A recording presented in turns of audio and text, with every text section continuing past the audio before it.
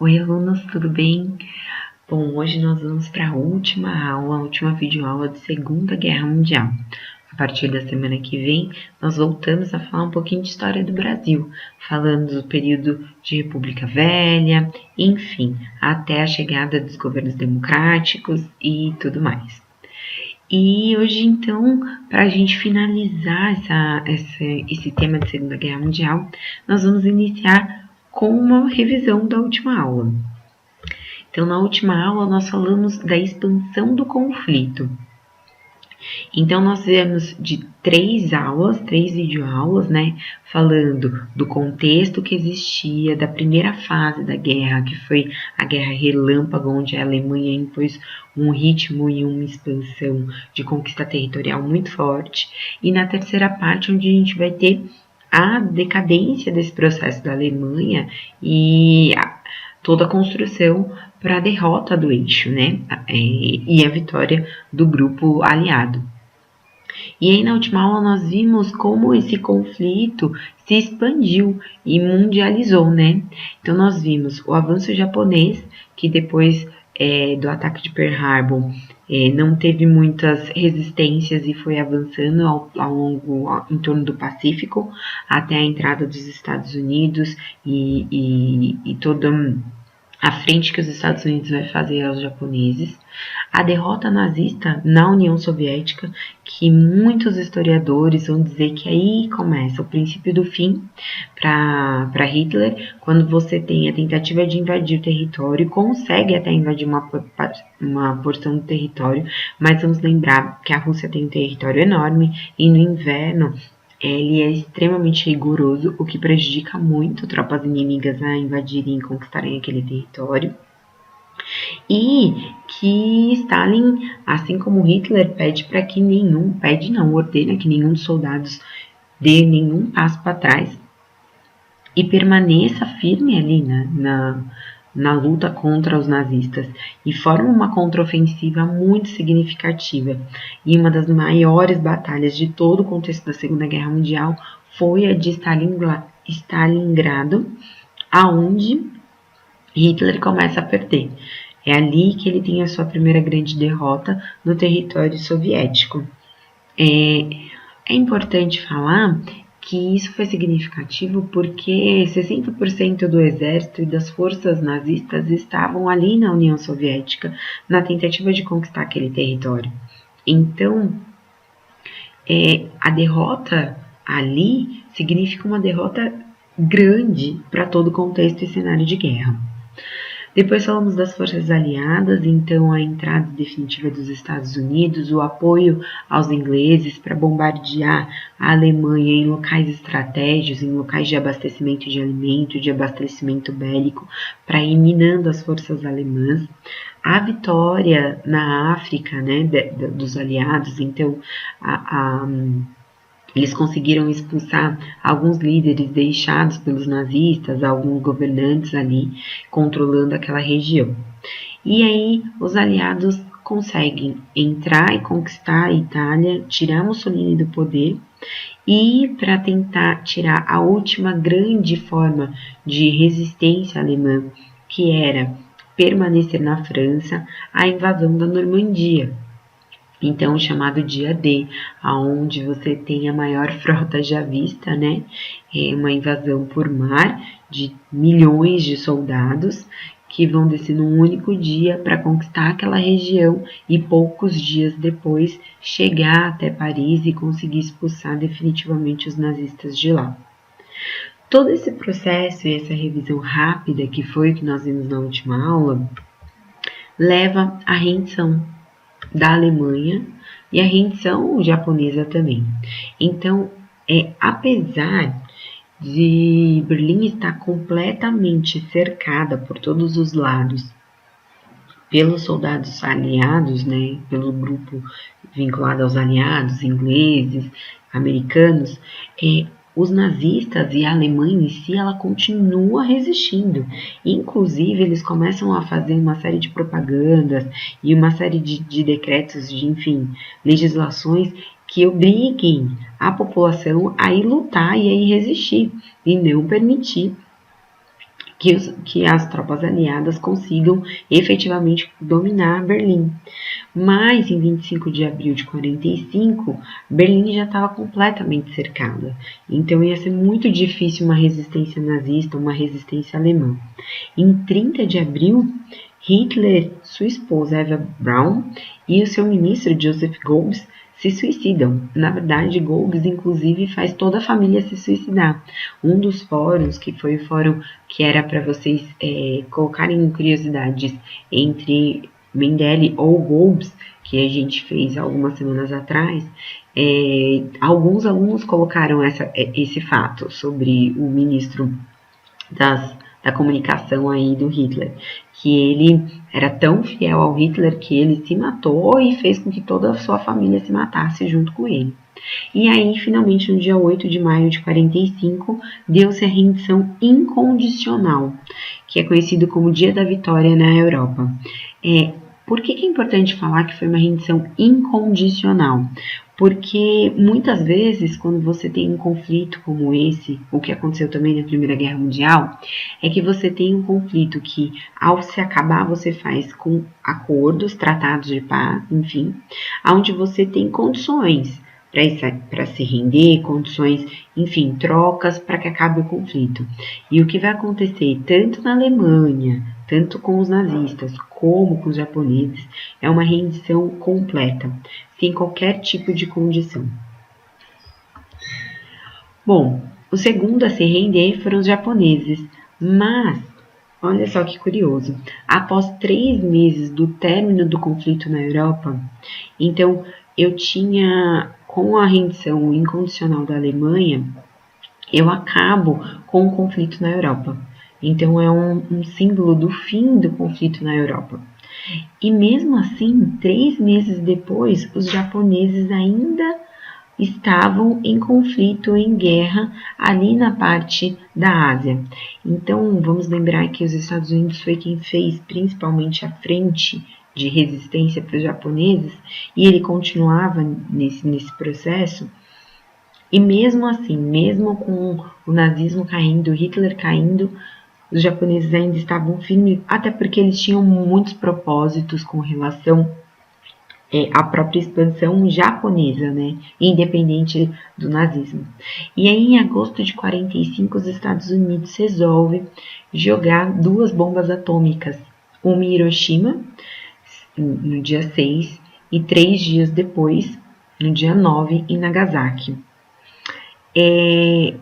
Era um poder nunca visto antes, né? As imagens da bomba e da fumaça que ela faz era algo nunca visto antes. Para a gente ter uma ideia da força, 160 mil pessoas morreram de forma instantânea, só com a explosão da bomba e o vácuo que a bomba faz. Recentemente a gente teve uma cena num porto que explodiu devido aos materiais que eram armazenados lá. Agora eu não consigo me lembrar exatamente o país, mas eu vou até colocar uma imagenzinha aqui enquanto eu falar. E que ele, a princípio, as pessoas pensaram em ser uma bomba atômica, uma bomba nuclear, porque ele fez exatamente ele teve a mesma sucção, né? A nuvem fez o mesmo formato de cogumelo gigante e depois fez a sucção. Mas não foi uma bomba atômica, né? Mas só pra gente ter uma ideia da força, né? Muitos vídeos que eu vi desse fato super recente, a gente tem pessoas muito distantes filmando o fogo e sendo atingidas ao mesmo tempo. Enfim, o fato é que muitos pesquisadores afirmam, na verdade, que esse poderio que os Estados Unidos utilizou para forçar a rendição, que veio 2 de setembro de 45, veio a rendição incondicional japonesa, na verdade, teria sido um recado para a União Soviética. Porque eles lutavam, entre aspas, do mesmo lado, apesar da União Soviética enfim, não partilhar tanto das ideias, mas eles tinham um inimigo em comum. E dizem os especialistas, né, dessa área que estudam mais a fundo esse processo da Segunda Guerra Mundial, que na verdade essa força não foi para fazer a rendição, forçar a rendição japonesa, mas foi para mostrar para a União Soviética que o conflito acabou. Não somos mais amigos. Eu sou mais poderoso que você, né? Capitalismo é melhor que socialismo. Então, tipo, enfim, mandar o seu recado. Mas o que quer que seja, para forçar uma rendição ou mandar um recado, ou os dois, é muito cruel, né? A bomba nuclear, ela matou de forma instantânea 160 mil pessoas, mas posteriormente ela deixa, enfim, muitas outras pessoas morrem das feridas, das queimaduras e tudo mais, mas você também tem gerações que são prejudicadas pela substância, enfim, por todos os males que uma bomba nuclear causa. E depois de tudo isso, o que aconteceu? Qual foi a consequência? Qual foi a finalização desse processo de Segunda Guerra Mundial?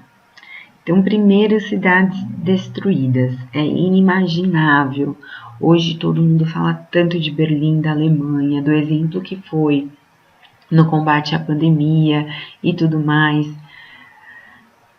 Mas ela fez palco de duas grandes guerras mundiais, né? Ela teve um líder que conseguiu exterminar uma parcela significativa de uma população devido à sua origem e à sua espiritualidade, né? A sua escolha religiosa. Essas fotos são fotos de Berlim, pós Segunda Guerra Mundial, então após o término da Segunda Guerra Mundial. E algumas das coisas que vão acontecer pós rendições é justamente julgamentos e tratados que vão determinar, enfim, as consequências de todo esse processo. O Tribunal de Nuremberg, que é o nome da cidade onde esse tribunal aconteceu, ele vai julgar 20 dos principais líderes nazistas. Então, todos esses caras que estão sentados aqui não é fictício, eles são um dos principais líderes nazistas que comandaram absurdas atrocidades, né? Todos os juízes que fizeram parte desse tribunal, eles eram da parte aliada, né? Eram britânicos, americanos, soviéticos, franceses. 11 desses 20 foram condenados à morte por enforcamento. Alguns, obviamente, não foram condenados à morte, mas o fato é que houve um tribunal para tentar julgar as atrocidades que aconteceram ao longo dessa Segunda Guerra Mundial.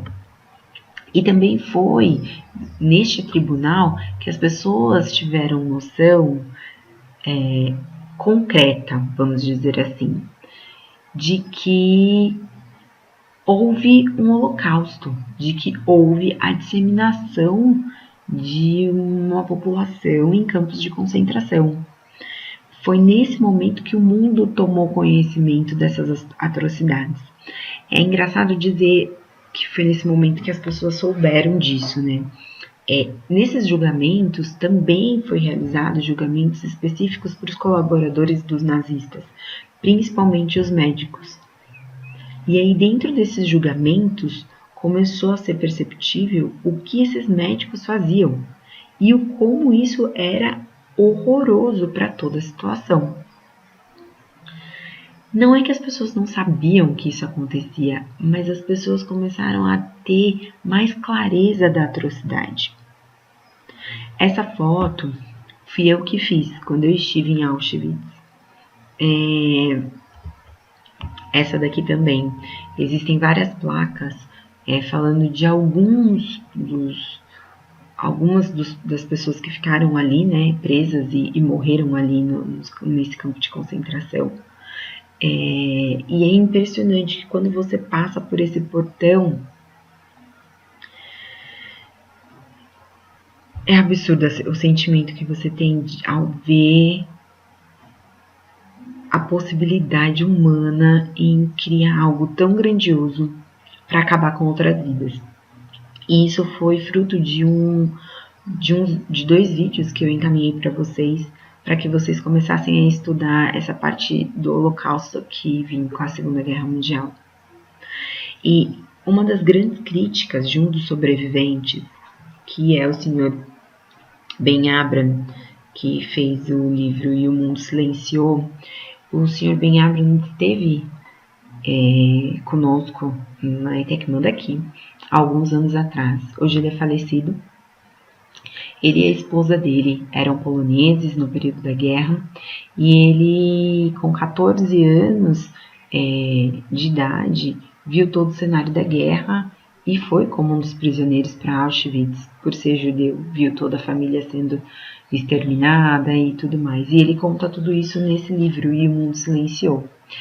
E essa frase, esse título, O Mundo Silenciou, é proposital.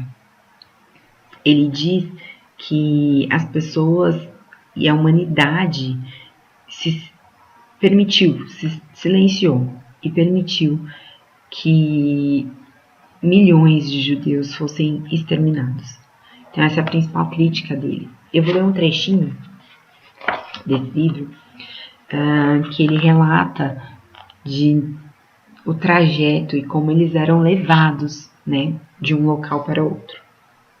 Ouvi uma criança chorar. Chorava de medo. Não queria ir. Sua mãe tentou consolá-la. Procurou fazê-la dormir. O vagão que nos transportava era comum, apertado para tanta gente. As janelas tinham sido tapadas com tábuas, de modo que sobravam apenas algumas frestas. Sentíamos sede, quase não podíamos respirar. Num dos cantos do vagão, penduramos um cobertor, atrás do qual fazíamos as nossas necessidades num balde. Pouco tempo depois, o cheiro tornou-se insuportável. Encostei-me em minha mãe e procuramos ouvir apenas o barulho dos vagões. Adormecemos de cansaço. Não sei por quanto tempo viajamos. De repente, o trem parou. Uns escassos raios de luz iluminaram as nossas caras silenciosas e indiferentes. Depois de algum esforço, constatamos que estávamos em uma estação ferroviária. Ouvi alguém gritar para outro. Os judeus vieram para a fábrica de sabão.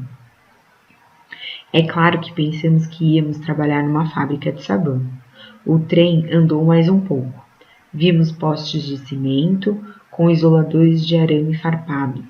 E logo em seguida uma grande quantidade de soldados carregando submetralhadoras e homens vestidos com roupas listradas de azul e branco, gordos, com as cabeças raspadas. O ranger dos freios doeu em meus ouvidos. As portas dos vagões foram abertas num estrondo. Ouvimos gritos e mais gritos. Tínhamos chegado a Auschwitz. O depoimento dele era absurdamente aterrorizante, vamos dizer assim. Um menino de 14 anos que viu toda a família se perder nos campos de concentração e que foi resgatado com 20 quilos, com tifo, com pulgas, enfim, quase morto, numa das últimas trajetórias que o trem estava fazendo para levá-lo a outro campo de concentração por tropas aliadas. O que ele dizia muito nas oportunidades que eu estive com ele é de que ele sobreviveu porque, por ser muito jovem, ele era forte e era útil, né, nesse trabalho escravo que era realizado. Outra coisa que ele e a dona Miriam, que é a esposa dele, também presa pela parte da União Soviética, falavam muito, é que é muito importante a gente falar sobre o Holocausto. É muito importante a gente lembrar que essas atrocidades aconteceram, para que isso não caia no esquecimento e não volte a acontecer. Os números de vítimas da guerra são absurdos. Quando a gente entra em Auschwitz, tem uma placa falando a quantidade de judeus que ali morreram, ciganos que ali morreram, enfim. a quantidade de vítimas, né, que existiram. E o total de mortos é de aproximadamente 50 milhões de pessoas. É surreal o como a Segunda Guerra Mundial matou pessoas, soldados, civis, enfim. E aí algumas medidas foram tomadas contra essas pessoas essas nações que eram do eixo, né? Então, primeiro, eles tinham que pagar a indenização, né? Para todas as outras nações. A Alemanha teve todo o seu território dividido, todos os seus recursos e materiais passaram para o controle das potências aliadas e proibiram a indústria bélica. No caso do Japão, eles sofreram o que a gente chama de capitulação, que é uma rendição tão completa que impede qualquer tipo de negociação, vamos dizer assim. Inclusive, até hoje, os japoneses não possuem exército por uma proibição dada pós Segunda Guerra Mundial. E aí, o que aconteceu depois de tudo isso? Aconteceu uma nova ordem mundial, um mundo bipolar. Pós Segunda Guerra Mundial, a gente entrou num conflito de ameaças entre duas nações que tinham ideias, economia e sociedade muito distintas. Então eu tinha um lado capitalista, saiu muito poderoso de todo o processo da Segunda Guerra Mundial, e por outro lado eu tinha uma superpotência socialista, que mesmo com algumas crises internas economicamente falando, ainda assim era muito poderosa e era um governo bem centralizado. O mundo se dividiu entre Estados Unidos e União Soviética, e essa guerra permaneceu por algum tempo como um conflito de ameaças, como um conflito de, tô te mostrando que eu tenho mais poder do que você. E esse processo todo trouxe inúmeras questões, né? Um avanço tecnológico imenso, mas também um grau de tensão muito significativo, porque se um deles apertasse o botão, o poderio bélico era de destruir o planeta cerca de 5, 7 ou mais vezes. Mesmo nós temos apenas um planeta para uma destruição. Bom, eu espero que vocês tenham entendido, tenham gostado e qualquer dúvida eu estou à disposição. Tchau!